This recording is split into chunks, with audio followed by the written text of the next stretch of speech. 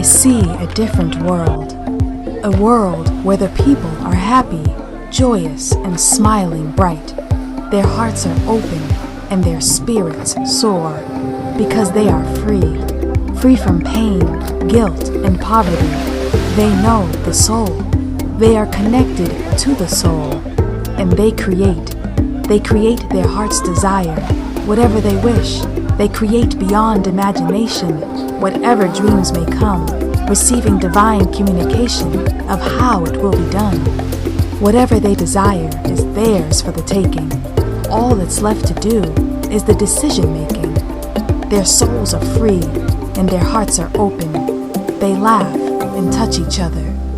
This is the world I see.